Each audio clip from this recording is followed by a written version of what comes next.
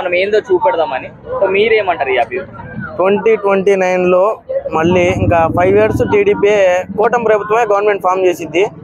నువ్వు ఏ దేశం వెళ్ళినా ఎక్కడికి వెళ్ళినా వదిలిపెట్టామని మాటలు మొత్తం అల్లాడప్ప మాటలు. నెక్స్ట్ కూడా 2029 తర్వాత కూడా టీడీపీ గవర్నమెంట్ ఫామ్ చేసింది. చంద్రబాబు నాయుడు గారు, పవన్ కళ్యాణ్ గారు, నరేంద్ర మోడీ గారు గవర్నమెంట్ ని ఫామ్ చేస్తారు. ఎవరు ఏం చేయలేరు.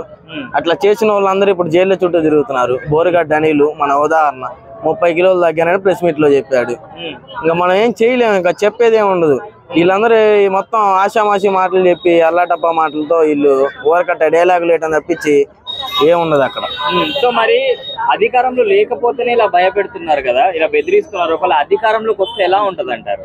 అధికారం లేకపోతే అంటే ఇప్పుడు వాళ్ళ నాయకుడు రౌడీ నాయకుడు కాబట్టి రౌడీలా పెంచారు జనాల్ని. ఇక్కడ చంద్రబాబు నాయుడు గారు అభివృద్ధి చేస్తున్నారు. గొడవలు ఏం లేకుండా చూస్తారు. రౌడీలు ఏం చేస్తారు? రౌడీజం చేస్తా ఉంటారు. మంచి చేసే వాళ్ళని జనాలందరూ మంచి చేసేటట్టు చేస్తారు. వాళ్ళ నాయకుడు మొత్తం 5 సంవత్సరాలు ఎట్ట రౌడీజం చేశాడో, ఎన్ని ప్రాణాలు తీశాడో అందరికీ తెలుసు. ప్రజలందరూ చూసి అందుకే ఈ సంవత్సరం ఈ ఎన్నికలు కూటమి ప్రభుత్వం గెలిపించింది. ఆ వైఎస్ఆర్ జగన్మోహన్ రెడ్డికి కూడా తెలిసింది. సో మరి జగన్ గారు గెలిచే అవకాశాలు లేవంటారు. 175 వస్తాయని చెప్పాడు. 175లో ఆయనకి పంగనామాలు పడి 11 వచ్చినాయి.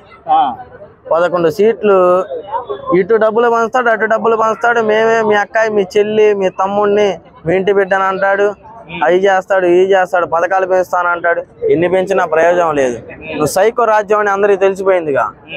తెలిసింగానే అందరూ మరి ఇక ఓట్లు ఎట్టేయాలా, వాళ్ళ పిల్లల భవిష్యత్తు లేనిది ఈ మొత్తం చూసుకొని జాగ్రత్తగా ఎట్టేస్తే మనం బాగుపడతాం, మన పిల్లల భవిష్యత్తు ఎట్లా ఉండిద్ది రేపు పొద్దున అని అందరూ కూటమి ప్రభుత్వాన్ని గెలిపించారు సూపర్ మెజార్టీతో.